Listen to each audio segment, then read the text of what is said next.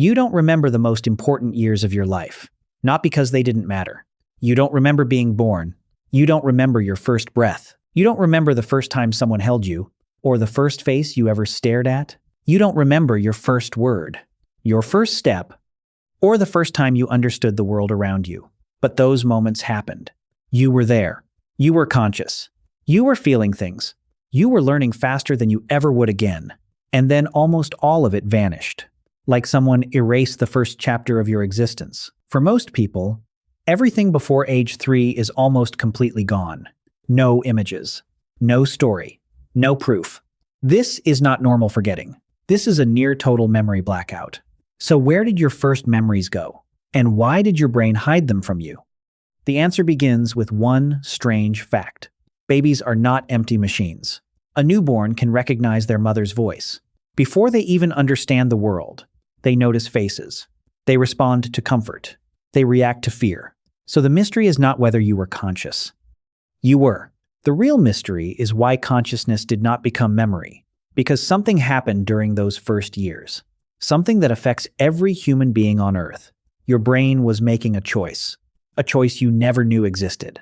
It chose learning over remembering. And that decision changed your entire life. The years you cannot remember.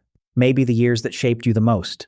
To understand why, we need to look inside the most important memory machine in your brain, the hippocampus. Most people think memory works like a camera. Something happens. The brain records it. And later, you play it back. But that's not what memory is. Not even close. Your brain doesn't store experiences as videos. It breaks them apart. Every sight, every sound, every emotion, every detail is sent to different parts of the brain. The smell of the room goes one way. The feeling you had goes another. The faces you saw are processed somewhere else entirely. At first, those pieces are separate, disconnected, scattered across the brain. For a memory to survive, something has to bring those pieces together. Something has to organize the chaos.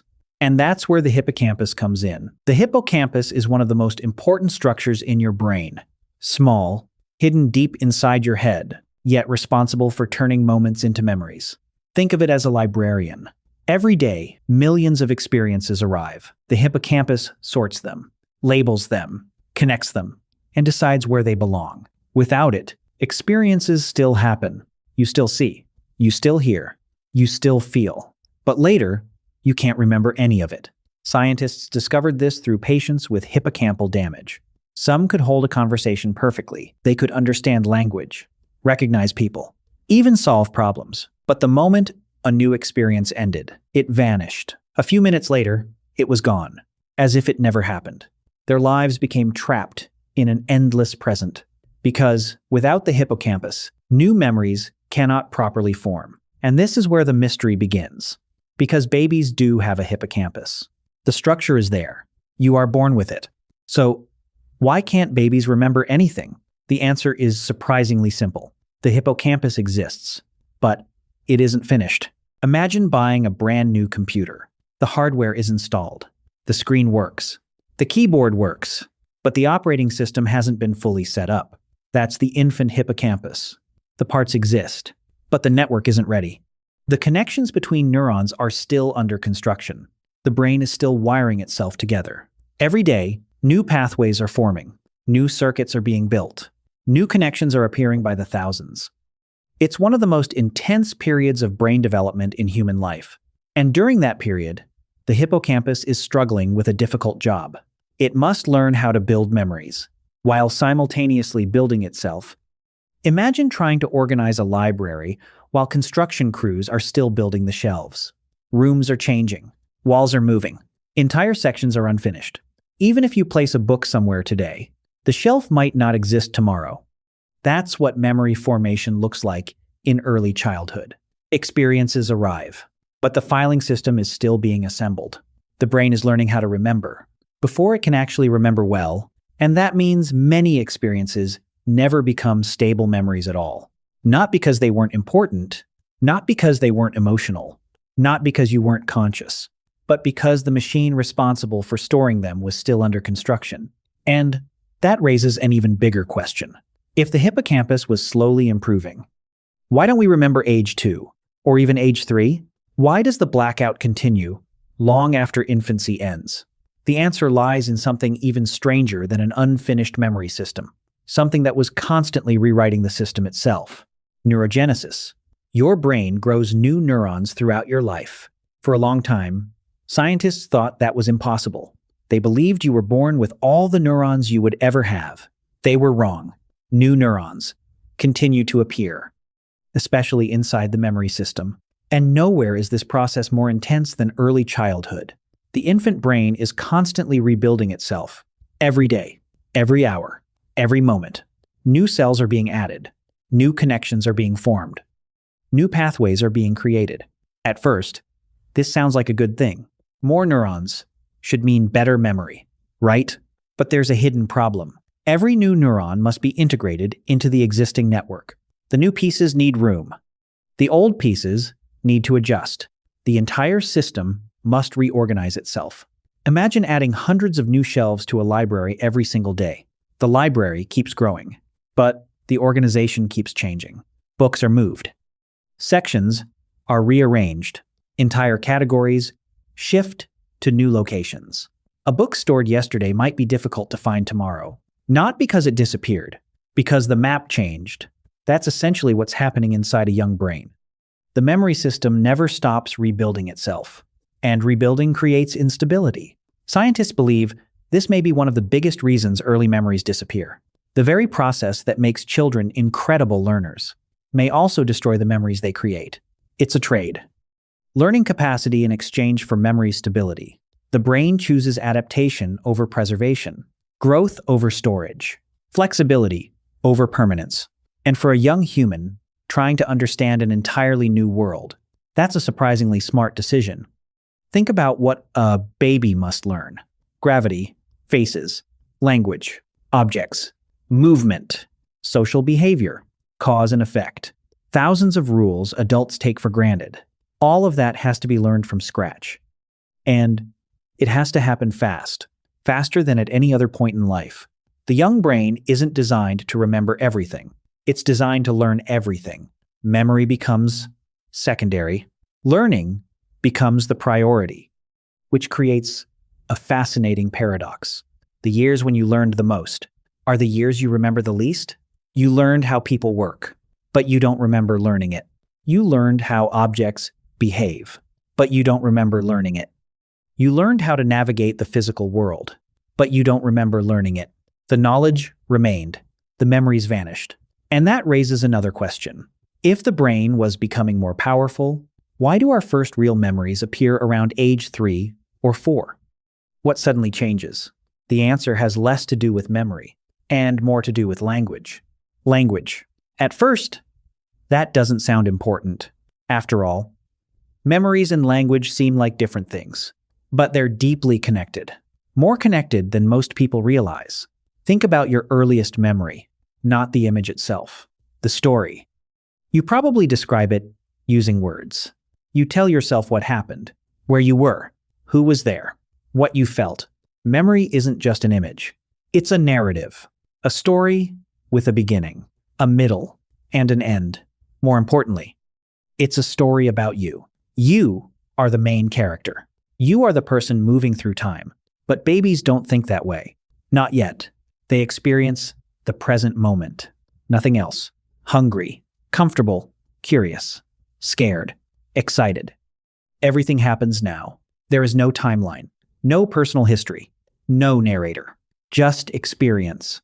And that's a huge difference, because autobiographical memory requires a self, not just awareness, a story-making self, a self that can say, I was there, that happened to me, that happened before.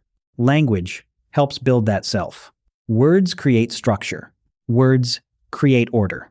Words connect events across time. Before language, experiences are isolated moments. After language, experiences become chapters. Suddenly, events can be connected.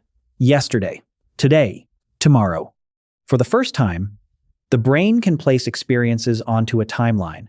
And once experiences exist on a timeline, they become much easier to remember. This helps explain something fascinating. Most people's first lasting memories appear around the same time language explodes. Around 3 or 4 years old, right when children begin telling stories, right when they begin describing the world, right when they begin describing themselves. The timing isn't a coincidence. Language may be the missing ingredient. The final piece, required for autobiographical memory. Without words, memories struggle to become stories. Without stories, memories struggle to survive. Research supports this idea. Children who develop language earlier often report earlier memories. Children whose families regularly discuss past experiences often remember more. Parents might ask questions like, "Do you remember the beach? What happened at the park? Who did you play with?" At first, these conversations seem simple, but something powerful is happening. The child is learning how memory works. They are learning how to organize experience into stories. They're learning how to build a personal history. Memory, it turns out, is partly a social skill. Something we learn from other people. Something we practice together. And once that skill develops, the blackout slowly begins to fade. The first real memories start appearing. Small fragments at first. A birthday. A toy. A family trip. A strange dream. A scary moment. Tiny islands emerging from a sea of forgotten years. But even then, something strange remains. Because the years you cannot remember still shaped who you became. The memories disappeared. The effects did not. And that's where the story takes an unexpected turn. Because your earliest experiences may still be influencing you today. Without you realizing it, you forgot the experiences. But you kept the lessons. That's the strange part. The first years of your life did not disappear. Only the memories did. Everything that happened during those years left traces. Not as stories. Not as images. Not as scenes you can replay. But as patterns. As expectations. As automatic reactions. As assumptions about how the world works. Imagine a baby crying in the middle of the night. Someone comes. They pick the baby up. They provide comfort. Again and again. Day after day. Month after month. The baby won't remember a single one of those moments. But something is being learned. Something powerful. The world feels safe. Help arrives when needed. Distress is temporary. People can be trusted. Those lessons become part of the nervous system. Not as memories. As settings. As defaults. Now imagine a different situation. The baby cries. No one comes. The baby waits. Still no one comes. Again. And again. And again. The baby won't remember those moments either. But a different lesson is being learned. The world feels unpredictable. Help is uncertain. Safety is fragile. Other people may not be reliable. Again, not as memories. As settings. As defaults. This is what psychologists call implicit memory. Memory without awareness. Memory without a story. Memory without words. You can't point to it. You can't describe it. You often don't even know it's there, but it influences how you move through life. Every single day. Think about trust. Why do some people trust easily, while others struggle? Why do some people feel comfortable asking for help, while others insist on handling everything alone? Why do some people remain calm during uncertainty, while others immediately expect the worst? Part of the answer may come from experiences they cannot remember. Experiences from the missing years. The years before language. The years before stories. The years before conscious memory.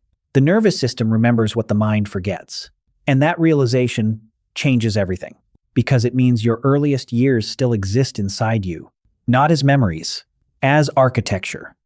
The blueprint was written long before you knew how to read it. And it doesn't stop with emotions. Your brain was also learning countless rules about reality, how faces work, how voices work, how relationships work, how attention works, how communication works, how the world behaves. You don't remember learning any of those things, yet you use them every day, automatically, effortlessly, without thinking. That's because the information was stored differently, not as episodes, as abilities, not as stories, as systems. The forgotten years became the foundation. And foundations are easy to ignore, because you rarely see them. You only see what stands on top. But every building depends on its foundation, and so do you. The person you are today rests partly on experiences you can no longer access. Experiences that shaped you, influenced you, guided you, without ever becoming memories. And then, things get even stranger, because some of the earliest memories you think you have may not be memories at all.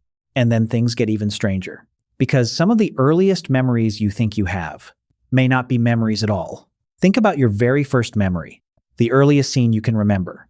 Maybe it's a birthday party, a family vacation, a childhood bedroom, a toy, a cake, a photograph. Now, ask yourself something. How do you know that memory is real? Not emotionally real, actually real. Did you remember it before anyone told you about it?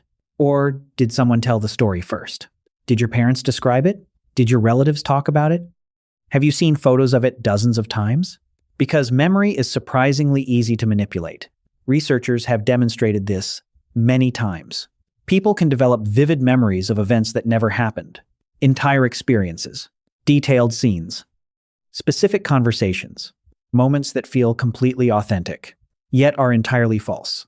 The brain is not a recorder. It's a storyteller, and storytellers reconstruct. They fill gaps. They connect fragments. They create narratives. Sometimes those narratives are accurate. Sometimes they are not. Imagine seeing a photograph from your second birthday. You see the cake, the decorations, the people. You hear the story. Again, and again, and again. Years pass. The story becomes familiar. The image becomes familiar. Eventually, something strange happens. The brain stops treating it like information and starts treating it like memory. Now it feels like you were there, even though what you're really remembering is the photograph, the story, the reconstruction, not necessarily the original experience. And the unsettling part is this: you may never know the difference, because reconstructed memories often feel identical to genuine ones. They carry emotion, detail, confidence, certainty, everything a real memory should have, which raises a difficult question. If a memory feels real, does it matter where it came from? Some people would say no. The memory still shapes your identity. It still influences how you understand your past. Others find the idea deeply uncomfortable because it suggests that part of who you are may be built from stories told by other people, stories you eventually adopted as your own. And perhaps that's unavoidable, because none of us build our identities alone. We inherit pieces of ourselves through stories, through culture, through family, through experiences, and through things we cannot remember. The deeper scientists study memory, the stranger it becomes.